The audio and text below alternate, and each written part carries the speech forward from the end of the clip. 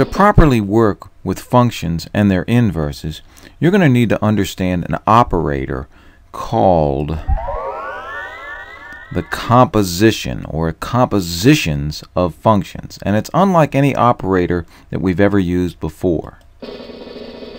Consider these two functions. F of x,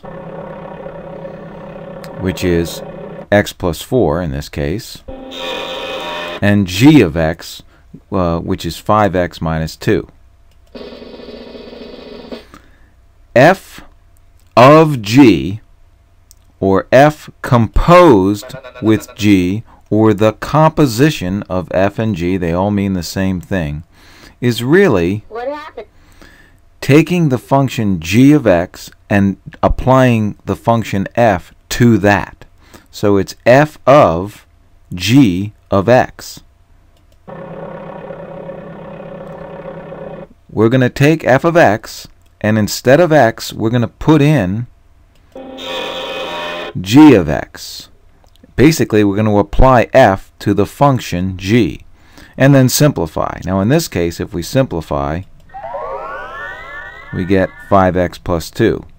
So, the composition of f and g is equal to 5x plus 2. Now, this is going to be one of those operators where order counts. F of g of x was 5x plus 2.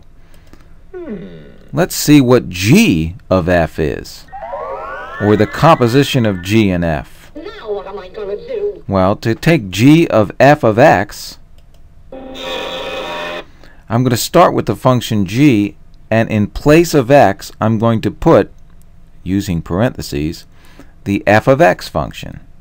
See where the x would have been? I'm going to stick in f of x, which is x plus 4. Now I have to simplify. I guess I'll distribute that 5, and then add the 20 and the negative 2, and I get a completely different answer. 5x plus 18. So order does count in composing functions. I want details, and I want them right now. What if you wanted the composition at a specific value? For instance, what is f of g of 4? That's called the composition of f and g of 4, or at 4. Well, we'll take g of 4 and then apply f to it. So here's the f function, and instead of x, I'm going to place in g of 4. Notice I took the g function and put in 4 instead of x. Now if I simplify everything, I'm going to get 18 there, and adding 4. So the composition of f and g at 4, or of 4, is 20. Fascinating.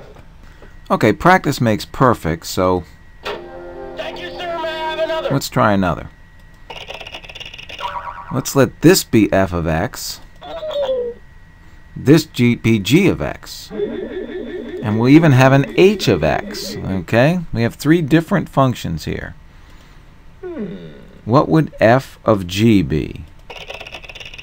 Well, that says take the function f, and instead of x in every case, place whatever the g of x function is. See what I did? Now I have to simplify.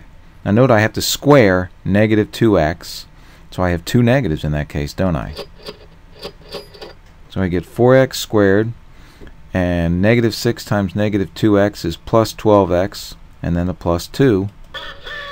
And that's the composition of f and g in this case. I want details, and I want them right now. Okay, once again, let's do the same thing at a specific value. Well, Poindexter, what do we do now? Well, that's going to be f of g at 3. Now, g of 3 is the function g with 3 put in, minus 2 times 3. So g of 3 is what? Minus 6. So we're going to take that value and put it in to the f function instead of x. So instead of x, I put minus 6 in every case. And then I simply simplify. And that's going to give me 74. Okay? Excellent. Okay, let's mix things up just a little bit here. What about h of f? Now look at your functions. I just made them up, if you would. H means take the square root of something. So we're going to take the square root of the function f. And that's all you can do. You are correct, sir. So that's your answer. Do that again. How about g of f? We're going to do g to the function f. In other words, I'm going to multiply -2, that's the g function, by what the f function does. Now I can simplify. Is that your final answer? I could leave that in that form, but I could also distribute the -2. And that's what g of f is. It's not so hard, is it? It's kind of a weird operator, though, isn't it? Yoink. One more. Ay, caramba. F of h. So we're going to do f to the function h. And remember, the h is going to go in place of every x. Now we can simplify here. The square root of x squared. The important thing is, isn't your final answer? We're going to have to simplify that. And I think that's it. Okay. We can't do it. If we keep this speed, we'll blow up. Okay, well let's slow down and go try your homework.